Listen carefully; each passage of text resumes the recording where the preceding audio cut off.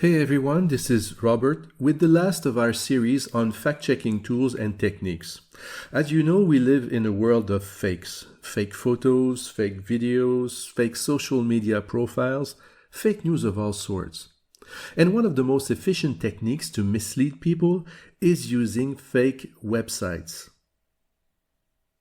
In the early days of the web, spotting amateur or fake sites was easy.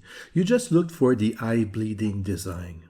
Flashy colors, dancing GIFs, and total chaos everywhere. If the site looked like it was attacking your eyeballs, it was definitely amateur. But nowadays, with web publishing systems like blogs and free design templates, any scammer can create a slick website for free without any technical knowledge or artistic skills. With the democratization of web publishing, most websites look professional, especially those of scammers selling fake products, offering quick and easy financial services, and luring you into providing personal information like credit card details. In this tutorial, let me share a few tips on a step-by-step method that should help you quickly decide whether you can trust a website you visit for the first time. Take this one for example. It introduces itself as the website of the Central Bank of West African States in Côte d'Ivoire. The problem is that it is not alone. This one also pretends to be the real thing, as well as this one and this one. They all look professional and use the same logo. So where should we start? First, I advise you to always look at the domain name, especially its extension. The domain extension is the last bit of a web address, the letters that come just after the dot.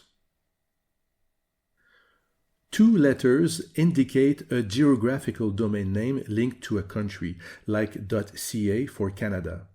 In such a case, it generally means that someone has registered the website's name with a link to this country, such as a physical address or a business license.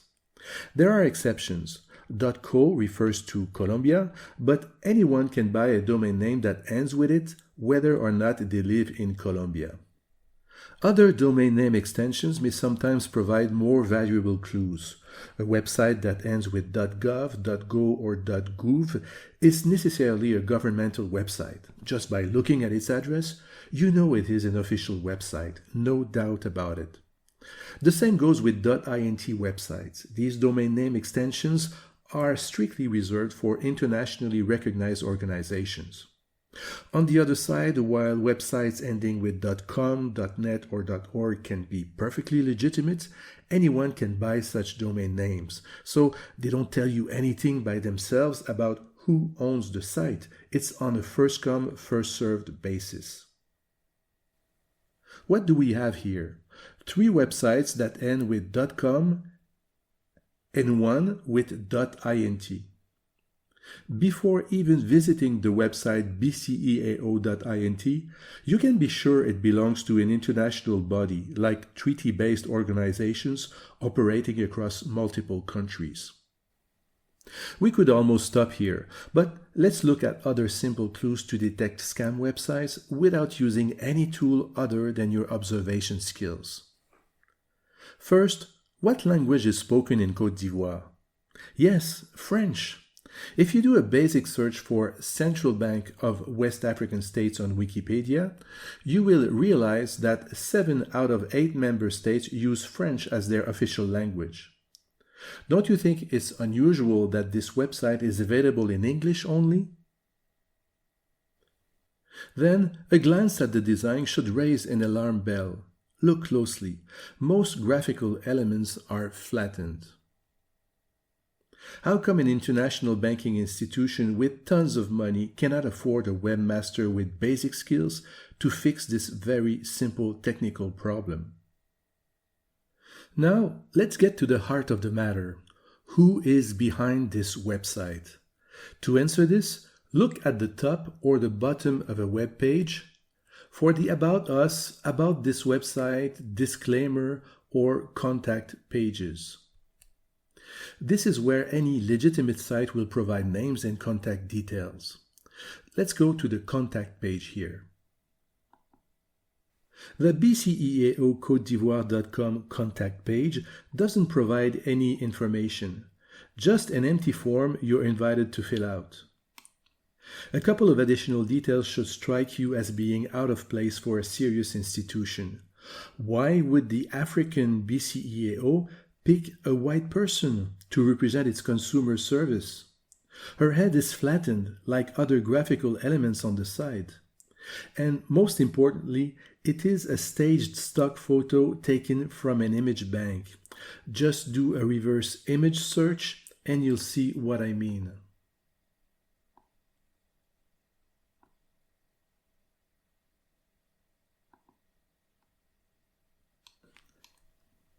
Now let's compare this to the contact page of the bceao.int website. Here you have postal addresses and phone numbers.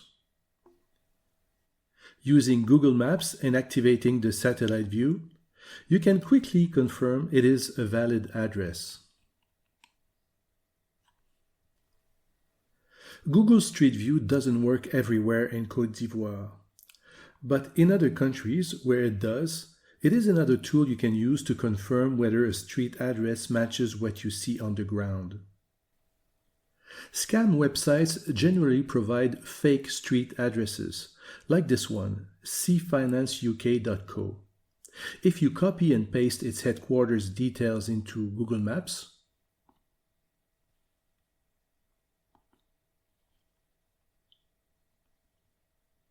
and go down to the street level,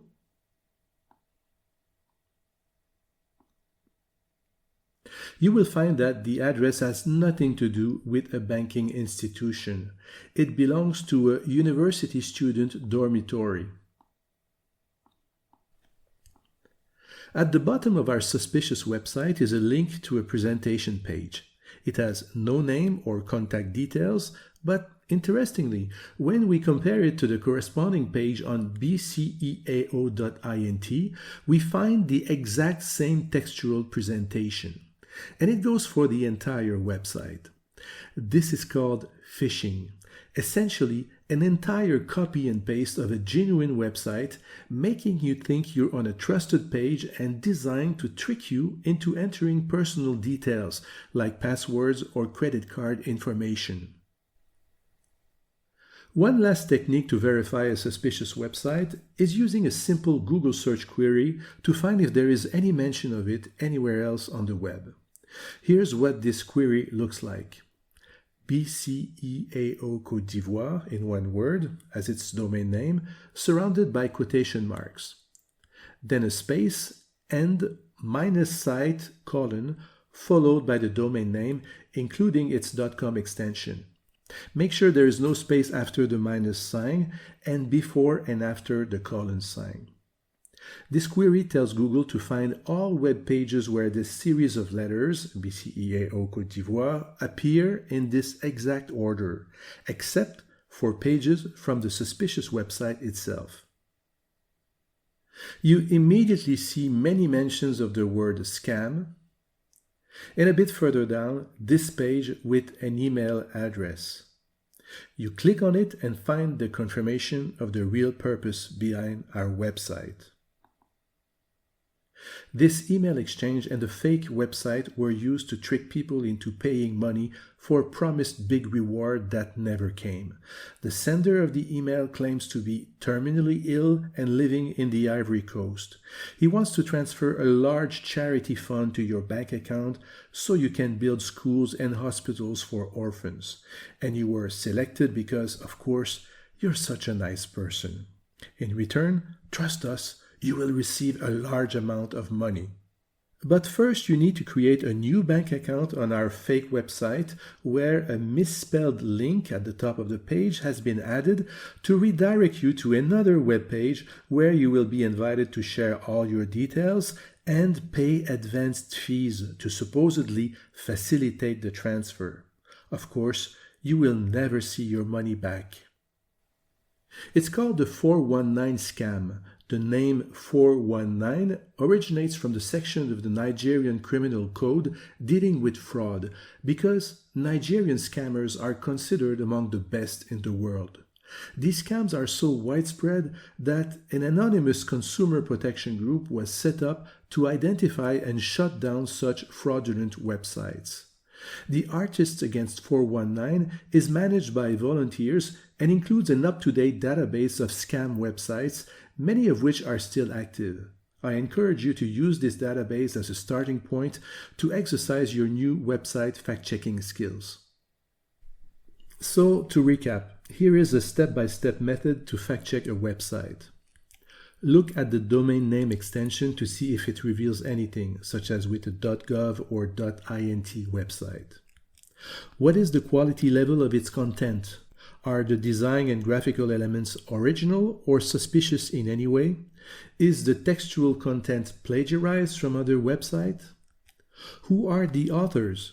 Do they introduce themselves on an About Us, About This website, disclaimer, or contact page? If so, are their details such as postal addresses and phone numbers real or fake? What is being said about this website elsewhere on the web? Do other credible websites reference it? Are there any complaints about it?